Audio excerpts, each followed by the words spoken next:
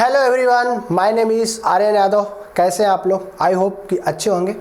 आज मैं आपको हिंदी व्याकरण का बहुत ही इंपॉर्टेंट टॉपिक पढ़ाने वाला हूं, जो हर एक एग्जाम में आता ही आता है। चाहे आप कॉम्पिटिटिव कोई एग्जाम दे रहे हो या फिर आपका बोर्ड का एग्जाम हो या 9th 8th कोई भी एग्जाम हो, अगर आपका हिंदी सब्जेक्ट है तो 100% है कि आपको कारक से प्रश्न आएगा ही आएगा। कारक से क्वेश्चन पूछता ही पूछता है। तो बहुत अच्छे से मैं आज आपको बताने वाला हूं, बस आप शुरू से लेकर के अंत तक बने रहिएगा। हाँ, हमारा एक रिक्वेस्ट रहेगा, प्लीज़ अगर आप चैनल को सब्सक्राइब नहीं किए हैं तो आप सब्सक्राइब कर लें। अगर कर लिए हैं तो ज़्यादा ज़्यादा शेयर करिए और ज़्यादा लोगों से सब्सक्राइब करिए, please, it's my request. Okay, चलो शुरू करते हैं। थोड़ा कम मतलब जो पहले था ना लॉन्ग वीडियो जाता था, मैं सोचा गया थोड़ा सा शॉर्ट वीडियो बनाऊंगा जिससे आप पूरा देख सको अच्छे से, बोरिंग भी थोड़ा बहुत भी नहीं होगा। इससे पहले मैं आपको लिख चुका हूँ जो मैं पढ़ाने वाला हूँ, तो थोड़ा वीडियो छोटा ही जाएगा। ओके, चलो स्टार्ट करता हूँ। फर्स्ट वन, कारक। हिंदी व्याकरण में कारक होता क्या है? सबसे पहले ये जानना है कारक होता क्या है और कारक जरूरी क्या है यार। तो कारक को जो कर्ता कर्म क्रिया के संबंध को जोड़ता है उसे कारक कहते हैं। आप लिख सकते हो, नोट कर सकते हो, जो कर्ता क्रिया और कर्म, ये तीन, कर्ता क्रिया कर्म या कर्ता कर्म क्रिया, जो इन तीनों को जोड़ता हो उसे क्या कहते हैं? कारक कहते हैं। मैंने क्या क्या बोला? कारक में क्या? सबसे पहले कर्ता, उसके बाद कर्म और उसके बाद क्रिया। कर्ता मीन्स सब्जेक्ट, कर्म मीन्स ऑब्जेक्ट, क्रिया मीन्स वर्ब। इन तीनों को जो वर्ड जोड़े, उनके संबंध को आपस में जोड़े, उनको उसको हम लोग क्या बोलेंगे? कारक। अगर कारक यूज ना करे तो अर्थ का अनर्थ या तो होगा या तो वाक्य सही से बन नहीं पाएगा। आपको मैं एग्जांपल देता हूं। मैंने कारक के नाम लिखे हैं, जैसे ने, कर्ता, ने उसका चिन्ह है, ये कारक के नाम है। देखो, जो कारक के प्रकार होते हैं, इस तरह से कारक 8 प्रकार के होते हैं। कारक के भेद या कारक के प्रकार, टाइप्स ऑफ कारक जो होते हैं, वो टोटल जो कारक के प्रकार होते हैं 8 प्रकार होते हैं। और उनके चिन्ह ये है, कैसे पहचानोगे आप? ये है, कहीं पे ने लगा है मीन्स कर्ता कारक है। अगर कहीं पे सेंटेंस में, वाक्य में अगर ने आए तो मेनली कौन सा कारक है? कर्ता कारक है। ऐसे को आए तो कर्म कारक है। ये पहचान है कारक का। ओके, तो हम पहले बता, इस पे बाद में चलेंगे। सबसे पहले मैं आपको बता रहा था कि कारक क्या होता है। तो मैंने क्या बताया? कर्ता कर्म और क्रिया के जो संबंध को जोड़े उसे कारक कहते हैं। कैसे? मैं एक छोटा सा एग्जाम्पल लेता हूं, यहां पे देख लो, दिख रहा होगा, तो छोटा सा एग्जांपल लेता हूं। राम ने रावण को मारा। एक एग्जांपल है, राम ने रावण को मारा। ठीक है, यहां पे कारक क्या क्या है? एक तो ने है और को है। ठीक है, यहां पे देखो, जो भी है, क्रिया क्या है? मारना। कर्ता क्या है? राम, जो संज्ञा भी है। सपोज करो मैं कारक हटा दूं, अगर मैं कारक हटा दूं, ने और को हटा दिया, तो क्या बना? राम रावण मारा। कोई मीनिंग निकलेगा या कोई वाक्य होगा जो सुटेबल हो रहा हो? कुछ ऐसा मिलेगा आपको? नहीं। राम ने रावण को मारा, आपको उसका मतलब समझ में आ रहा है? ठीक है, बट मैंने कारक हटा दिया, ने और को कारक था। ठीक है, कर्ता ने कर्म को, इन दोनों कारक को हटा दिया, तो आपका वाक्य क्या बना? राम रावण मारा। तो ये वाक्य सही वाक्य है क्या? नहीं। तो इसलिए अगर यहां पे लगाएं राम ने रावण को, देखो ने और को ऐड करते ही एक मीनिंगफुल सेंटेंस बन गया, एक अर्थपूर्ण वाक्य बन गया। तो कारक क्या है? मीन्स जो कर्ता कर्म और जो वर्ब होता है, सॉरी क्रिया है, कर्ता है, और जो कर्म होता है, उनके क्या करता है? संबंध को जोड़ता है, उसी को कारक कहते हैं। कारक जरूरी है। जैसे मैंने एक एग्जांपल लिया, मोहन को बांसुरी पसंद आई, तो कारक क्या है यहाँ पे? को, चिन्ह को है। मोहन बांसुरी पसंद आई। सपोज करो इसको मैं हटा दूं, सेंटेंस वाक्य क्या बनेगा? मोहन बांसुरी पसंद आई। क्या कोई मीनिंग आ रहा है? मोहन बांसुरी पसंद आई, कोई मीनिंग बन रहा है? नहीं। बट जैसे ही मैंने यहाँ पे क्या को लगा दिया तो क्या बना? मोहन को बांसुरी पसंद आई। एक मीनिंगफुल सेंटेंस बन रहा है। ठीक है, इसलिए हम लोग कारक यूज करते हैं कि उनके संबंध को अगर ये जोड़ेगा तो एक मीनिंगफुल सेंटेंस में से एक अर्थपूर्ण वाक्य बनेगा जिसका कोई न कोई अर्थ निकलेगा, अदरवाइज कोई अर्थ नहीं निकला। इसलिए कारक इंपॉर्टेंट है। आई होप कि व्हाट इज कारक, कारक क्या होता है आपको अच्छे से समझ में आया होगा। ठीक है, इस प्रकार से कारक 8 प्रकार के होते हैं। जो हम लोग कारक यूज करते हैं वो कितने प्रकार के होते हैं? 8 प्रकार के होते हैं। पहला, कर्ता ने कर्म को करण से, संप्रदान के लिए, अपादान से अलग होने का अर्थ में, संबंध आपको काके की रारेरी, ऐसे अधिकरण में पे पर, असंबोधन हे हो रे अरे। कर्ता ने कर्म को करण से, संप्रदान के लिए, अपादान से अलग होने के अर्थ में, इसका मतलब मैं बताऊंगा अभी। संबंध काके की रारेरी, ठीक है, उसके बाद अधिकरण में पे पर, असंबोधन हे हो रे अरे। ये आपको इतना लर्न करना है। कर्ता ने कर्म को करण से, संप्रदान के लिए, अपादान से अलगाव के अर्थ में, संबंध काके की रारेरी, अधिकरण में पे पर, असंबोधन हे हो रे अरे। इतना आपको लर्न बाय हार्ट कर लो। ओके, उसके बाद देखो, कर्ता ने कहीं भी वाक्य में, सबसे पहला कारक कर्ता कारक, कहीं भी वाक्य में, किसी वाक्य में ने का प्रयोग किया गया हो, कर्ता के लिए अगर ने का प्रयोग किया गया हो उसे कर्ता कारक कहते हैं। जैसे एग्जांपल, राम ने पुस्तक पढ़ी, मैं बोलूं कौन सा कारक है? तो देखो, राम ने, यहाँ पे क्या आया है? ने। तो ने किस में होता है? कर्ता में। तो कौन सा कारक होगा? कर्ता कारक। ओके, आई होप समझ में आ रहा होगा। डाउट कहाँ होता है वो भी बताता हूँ। ये तो इजी है, आप देख करके बता सकते हो, लेकिन कहीं कहीं पे देखने से भी पता नहीं चलता। तो जो डाउट जहाँ पे होता है वो भी मैं बताऊंगा। ऐसे कहीं पे वाक्य में अगर को शब्द का प्रयोग किया गया हो, को लगा, को चिन्ह का प्रयोग किया गया हो, तो उसको हम लोग कर्म कारक कहेंगे। क्या बोलेंगे? कर्म कारक। जैसे मोहन को बांसुरी पसंद आई, मोहन को बांसुरी पसंद आई, तो यहाँ पे क्या लगा है? को। तो को कौन सा कारक होगा? कर्म कारक। इसको हम लोग क्या बोलेंगे? कर्म कारक। ओके, थर्ड वन क्या है? करण।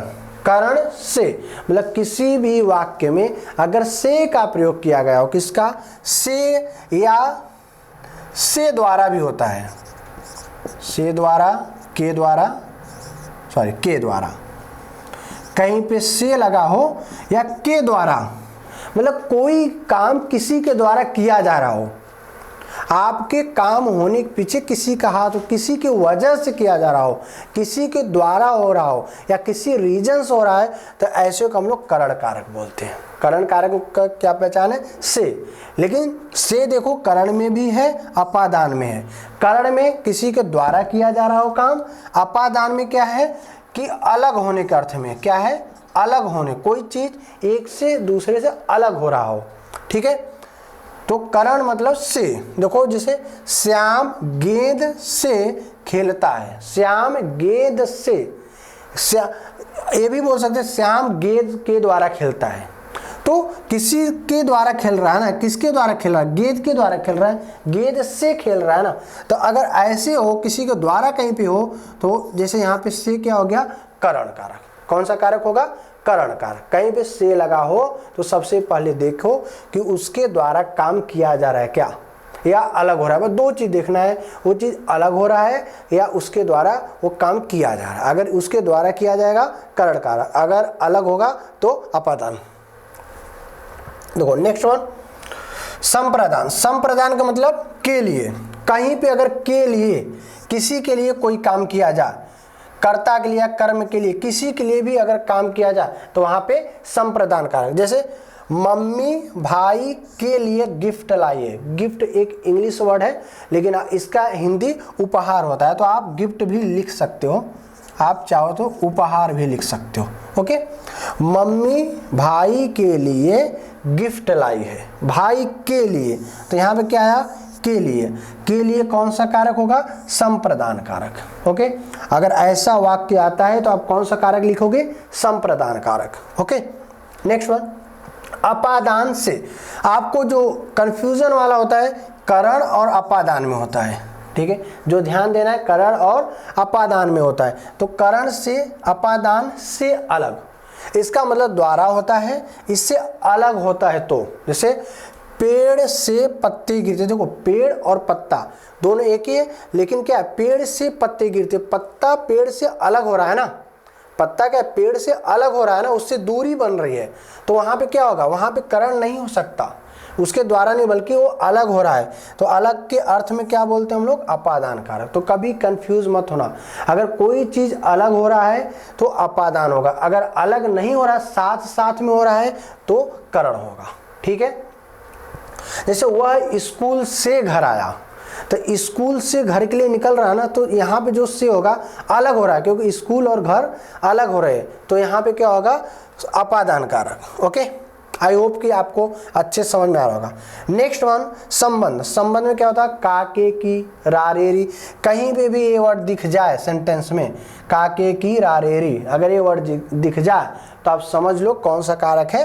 संबंध कारक। अब एक बार इसको बाई हार्ट कर लोगे ना तो आप इजीली पहचान लोगे। संबंध कारक, जैसे सीता मेरी, देखो यहाँ पर री है ना, सीता मेरी बहन है, वो संबंध। संबंध कारक में एक चीज ये भी पता चलेगा, रिलेशन का फील होगा, आपको संबंध दिखेगा, सीता मेरी बहन है, तो यहाँ पर रिलेशन किसका है? बहन का। किसके किसके बीच में? सीता और मेरे, जो मेरी बोल रहे हैं, सीता और मेरी के बीच में क्या एक रिलेशन है, तो रिलेशन का मतलब क्या है? संबंध कारक। या फिर रारेरी, जहीं कहाँ भी काके की, रारेरी लगेगा तो संबंध को ही रिलेट करेगा, तो इससे आप समझ सकते हो कि कौन सा कारक होगा?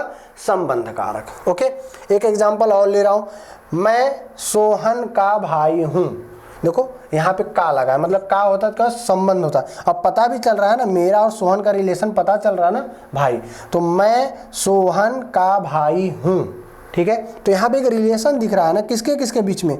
मैं और सोहन के बीच में। किससे पता चल रहा है? का से। सपोज करिए का को हटा देते तो मैं सोहन भाई हूं, एक सेंटेंस मतलब कंप्लीट सेंटेंस आपको नहीं बनेगा। तो का किसको जोड़ रहा है? इन दोनों के रिलेशन को जोड़ रहा है, इसलिए कौन सा कारक होगा? संबंध कारक। तो हमेशा याद रखो, का के की रारे रियाए तो संबंध कारक होगा। ओके, नेक्स्ट वन क्या है? अधिकरण कारक। अधिकरण में क्या है? कहीं पे में आ जाए, पै आ जाए, पर आ जाए, मतलब कोई भी चीज या तो इनर में अंदर रखा हो या अंदर हो, या तो उसके ऊपर हो। पर का मतलब ऊपर की बात किया जा रहा है, तो उसको क्या बोलोगे? कौन सा कारण है? अधिकरण कारक। फॉर एग्जांपल, मेज पर, देखो यहाँ पे है ना पर, मेज पर पुस्तक है, मेज पर पुस्तक कहाँ है? मेज पर है, तो पर आया ना, तो इसका मतलब कौन सा कारण है? अधिकरण कारक है। ठीक है, हम सब घर में हैं, हम सब कहाँ है? घर में है, अंदर की बात किया जा रहा है ना, घर के अंदर है ना, तो कौन सा कारण होगा? अधिकरण कारण होगा। ओके, ऐसे संबोधन कारक, हे, हो, रे, अरे, हे भगवान, जो एक्सक्लेमेटरी वाले होते हैं ना, हे, ओ, हाय, इस तरह एक्सक्लेमेटरी वाले जितने होते हैं, जैसे हम आपको विस्मयादि बताए थे कारक उसमें, वाक्य में, ऐसे ही संबोधन में होता है। आप किसी को संबोधित करो, किसी को किसी भी प्रकार से संबोधित करो, ठीक है, जैसे बोल दो हे भगवान, ये सब क्या हो गया, तो हे कौन सा कारक हो गया? संबोधन कारक। जैसे अबे, अबे क्या कर दिया? अबे, अबे, अरे यार तू कैसा है, अरे, तो ये जो वर्ड आते हैं ये किसको रिप्रेजेंट करेंगे? किसको बताएंगे? संबोधन को शो करेंगे, संबोधन दिखाते हैं। तो अगर इस तरह के कहीं पे वर्ड आ जाए सेंटेंस में, वाक्य में, तो उसको क्या बोलोगे? संबोधन कारक। आई होप कि आपको समझ में आया होगा थोड़ा बहुत।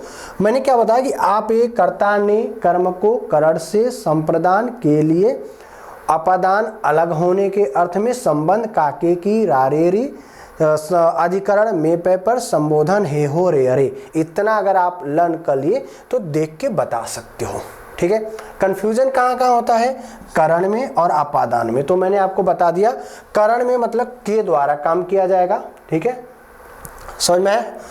हाँ, अपादान में अलग होने का अर्थ में, कोई दो चीज अगर अलग हो रहा है एक दूसरे से तो वहां पे से लगता है अलग होने का अर्थ में अपादान। एक कंफ्यूजन है। दूसरा चीज होता है जो कंफ्यूजन वाला होता है कर्ता और कर्म में। कहीं पे ने और को दोनों लगा, जैसे मैंने तो एक एग्जांपल लिया, राम ने रावण को मारा, ठीक है, इसको कौन सा कारक बोलोगे? इसमें देखो ने भी लगा है, को भी लगा है, तो कौन सा कारक बोलोगे? कर्ता बोलोगे या को आगे लोगे कर्म बोलोगे? तो यहाँ पे आप दोनों ले सकते हो। अगर सपोज करो ऑप्शनल वाला चीज है तो कर्ता दिया है ऑप्शन में तो कर्ता लो, कर्म दिया है तो कर्म लो, ठीक है। बट आपको प्रायोरिटी किसको देना है? कर्ता कारक को देना है। किसको देना है? कर्ता कारक को देना है, ठीक है। तो इस प्रकार से अगर क्वेश्चन आता है जिसमें कर्ता कर्म दोनों हो तो उसमें आपको कंफ्यूज नहीं होना है, ठीक है। अगर मान लो ऑप्शनल वाला नहीं है तो कोई भी अगर ने को लेकर के चलते हो तो कर्ता कारक दिखाओ, अगर को अंडरलाइन करके चलते हो तो कर्म कारक दिखाओ, 100% राइट ही होगा, ओके। बट प्रायोरिटी हम लेते हैं कर्ता कारक का। क्या? कर्ता। क्यों?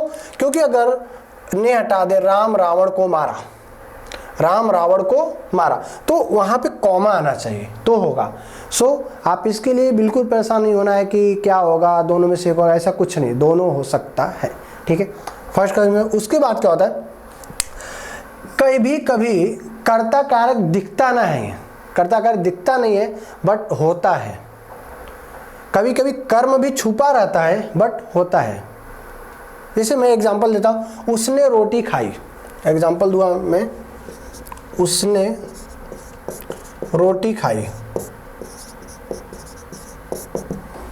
मैं बोलूं कौन सा कारक है? ठीक, कर्ता कारक है। ये मैं बोलूं कर्म भी होगा, उसने रोटी को खाई, तो कभी कभी क्या होता है, को दिखता नहीं है बट होता है, कभी कभी ने दिखता नहीं है बट होता है।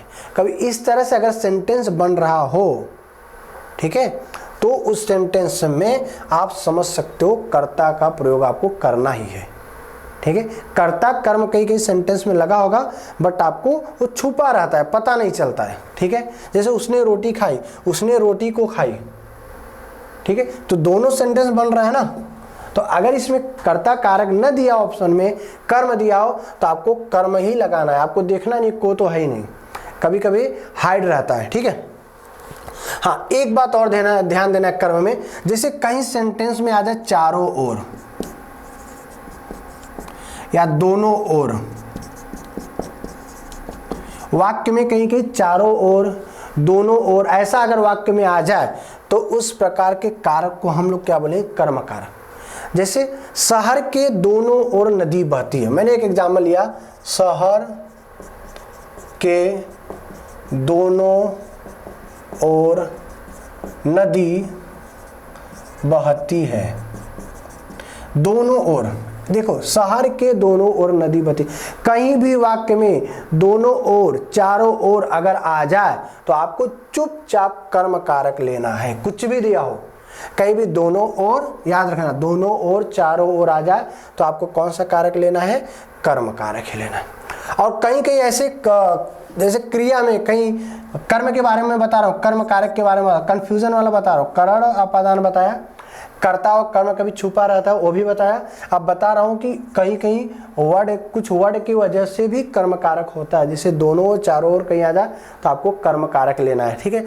ऐसे ही आपका दुहना, जैसे दूध दुहना, चुराना, पकाना,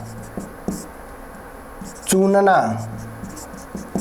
दुहना, चुराना, पकाना, चुनना, अगर इस तरह के वर्ड भी अगर कहीं इस्तेमाल किए गए हों तो आपको बिना देखे, बिना समझे, बिना पूछे आपको क्या बताना है? कर्म कारक बताना है, ठीक है। तो आपको क्या बताना है? कर्म कारक बताना है।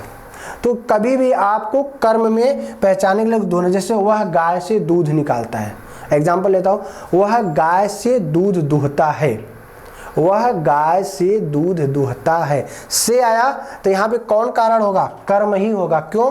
कहीं भी क्रिया में दुहना, चुराना, पकाना, चुनना, ठीक है, इस तरह का अगर क्रिया आ जाए तो भी कौन कारक होगा? कर्म कारक होगा, ओके। तो आई होप कि आपको अच्छे समझ में आया होगा। अगर प्लीज अगर आपको अच्छे से समझ में आया हो ना तो सब्सक्राइब कर दो, और नहीं समझ में आया तो वीडियो को फिर से देखो, आपको समझ में आएगा। बस कर्म का ध्यान रखना और करण और अपादान का ध्यान रखना, आप 100% राइट करोगे, जो भी क्वेश्चन होगा आप अच्छे से मार्क्स पाओगे, ओके। तो अगर पसंद आया हो तो लाइक कर दो और सब्सक्राइब करो, ज़्यादा से ज़्यादा लोगों से शेयर करो। बहुत बहुत से धन्यवाद। फिर से मैं आपसे मिलेंगे एक दिन बाद। Thank you.